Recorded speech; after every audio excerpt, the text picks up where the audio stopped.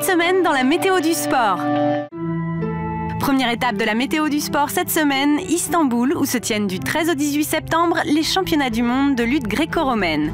Les origines de la lutte gréco-romaine ne sont pas à chercher dans l'Antiquité, mais au 19e siècle. C'est un ancien soldat de Napoléon qui a popularisé ce qu'il appelait la lutte à main plate.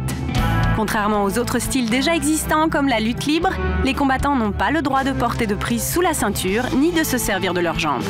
Le but ultime est d'amener les épaules de l'adversaire au tapis à la force des bras. La lutte gréco-romaine a été le premier style inscrit aux Jeux olympiques modernes d'Athènes en 1896. Actuellement, la discipline compte 7 catégories de poids. L'Iran, la Russie, l'Azerbaïdjan et la Bulgarie sont une nouvelle fois annoncés comme les favoris de cette édition 2011 des championnats du monde de lutte gréco-romaine.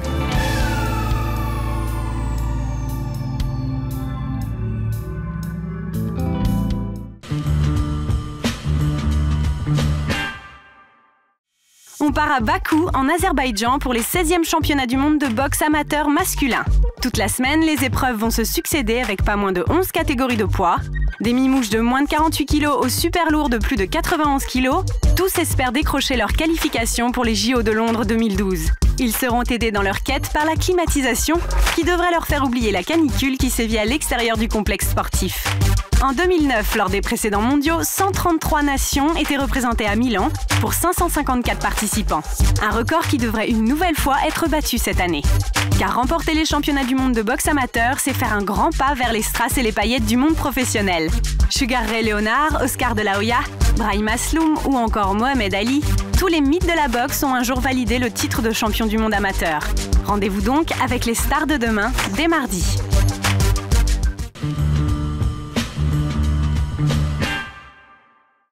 Prochain arrêt en France, où les meilleurs golfeurs européens ont rendez-vous du 15 au 18 septembre pour le trophée Vivendi.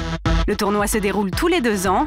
Il met aux prises une équipe composée de joueurs des îles britanniques et une équipe composée de joueurs d'Europe continentale. Côté météo, les 2 équipes devront composer avec des averses et 19 tout petits degrés.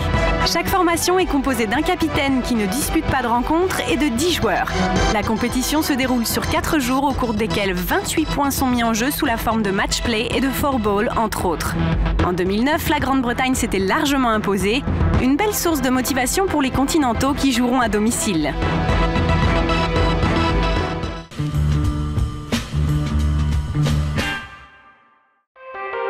Après l'US Open, place au Challenge Bell. Comme New York, où vient de s'achever la tournée des Grands Chelems, la WTA ne dort jamais. Les joueuses ont à peine le temps de souffler que c'est déjà reparti pour un tour, ou plutôt des tours pour les plus performantes. Pas de grand nom cette semaine, mais une politique, promouvoir le tennis féminin québécois. Chaque année, de nombreuses invitations sont envoyées aux joueuses de la région. C'est l'occasion pour elles de faire leur premier pas sur la scène internationale et d'emmagasiner un maximum d'expérience. Le tournoi est l'un des plus prestigieux événements en salle du Canada. Il a été créé en 1993 et se trouve aujourd'hui en pleine santé. Les spectateurs fins connaisseurs ne ratent jamais une occasion de venir encourager leurs préférés. Le tout dans un environnement des plus agréables grâce à un stade ultra moderne pouvant accueillir près de 30 000 spectateurs.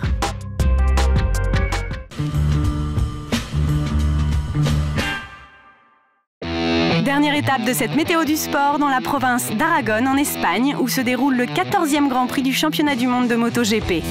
Plus de 5 km de longueur dont une ligne droite d'1 km. 10 virages à gauche, 7 à droite, c'est le croquis du 2e Grand Prix de la saison couru en Espagne. Comme souvent sur la péninsule ibérique, il fera beau et chaud, les températures atteignant les 31 degrés. C'est le célèbre designer allemand Hermann Tilke qui a été chargé de la création du nouveau circuit. Le Motorland Aragon a très vite rencontré un immense succès auprès des pilotes en 2010. Il a logiquement été récompensé par le prix du meilleur Grand Prix de la saison.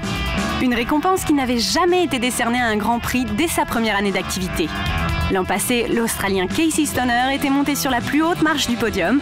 Un nouveau succès dans le nord de l'Espagne lui permettrait de prendre encore un peu plus le large au classement pilote, qu'il domine devant Jorge Lorenzo et Andrea Dovizioso.